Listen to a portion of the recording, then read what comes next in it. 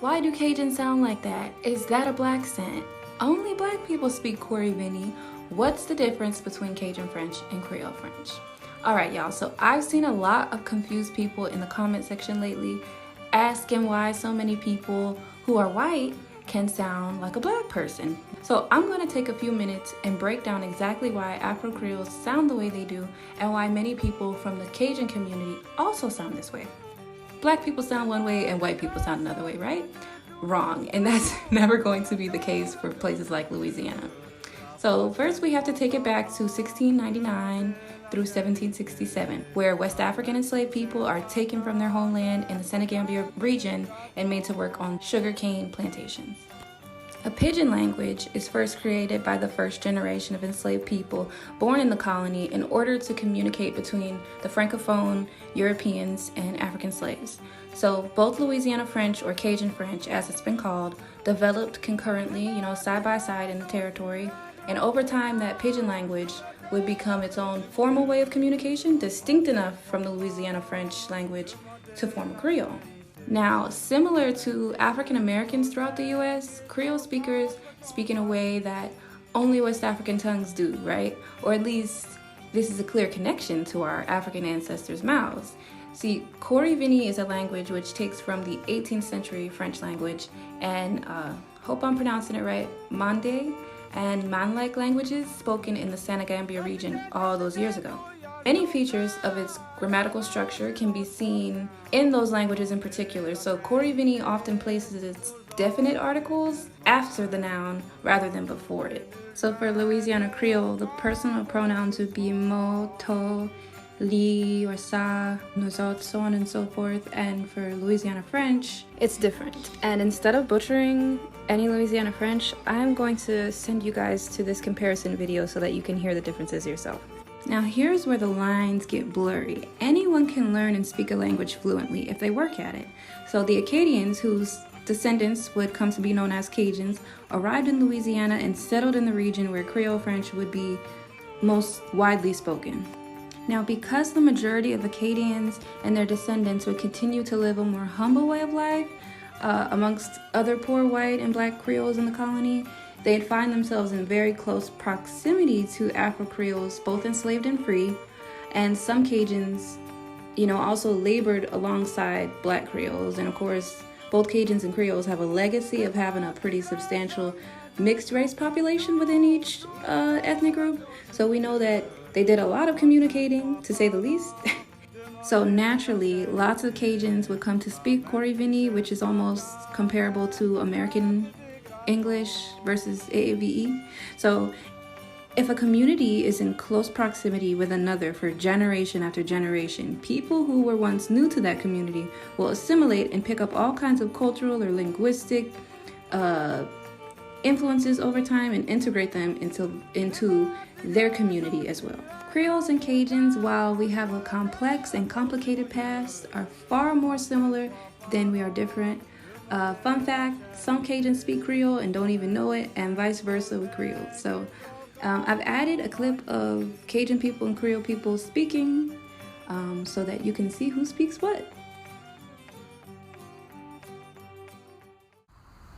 Nous autres, va parler un petit peu de le créole. Je dis qui vient de Sicilia, un autre petit village d'ici. Je join in, et puis, ça me gêne pas, moi. C'est différent? Un petit brin, ouais. C'est dur à comprendre? Oh non, non. Il y a quoi, c'est quoi qui est différent, par exemple? Ouais, je vais payer des coups, tout couri, tout vini, quelque chose comme ça. I have $5. J'ai 5 piastres, mais they could say different, I don't know. J'ai 5 piastres. Mon gain 5 piastres.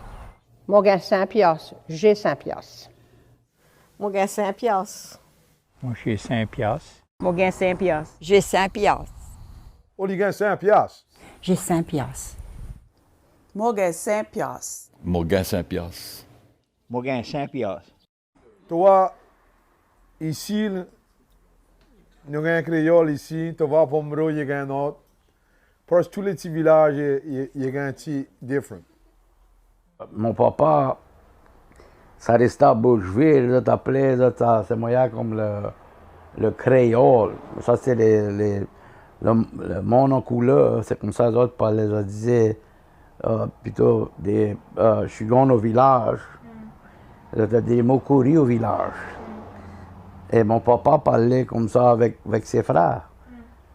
Mais là, quand moi je parlais avec mon papa, il parlait pas comme ça. Et je parlais avec mes oncles, les autres pas parlaient. Mais ils étaient assez habitués entre frères.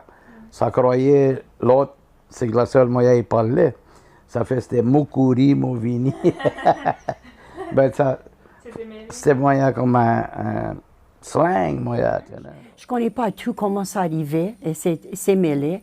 Mais je crois que ça a commencé plutôt dans la New Orleans, on appelle la ville, là où les créoles arrivaient, les Spanish, et puis ça a développé un autre moyen de préparer le manger et de parler. Quand il parle, quand il ouvert sa bouche, je me connais, quand il commence à parler. C'est les qui est créole. On était élevé créole. La petite village de Cecilia et puis Henderson, il parle créole. Mais pas mon mari était resté à Sunset et puis il était tout le temps, puis il fait parler l'autre moyen. Et maintenant, tu préférais parler cajun ou créole? Cajun, d'après moi, c'est parce qu'il y en a plus qui parlent cajun stuff. Mais comme on comprend lui, c'est différent. Tu comprends? People coming from all over the world, they want to know about the Creole, the Cajun. Yeah. That music and this culture brings people together. Hello, Mr. Horace. We go to my grandparents, and my grandpa just had those old records. He had some old French music. My name is Rodney Bernard.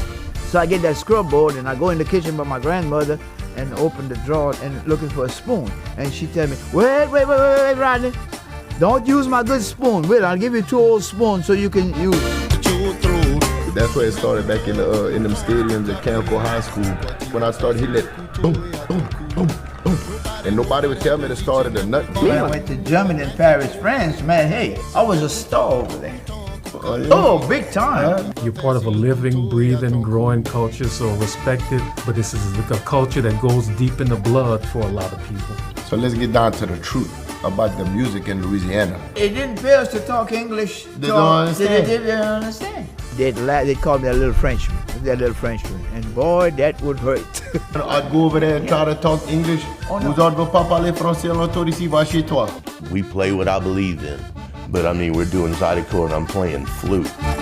We like to innovate. We're about to rewrite the history in Louisiana. You ready?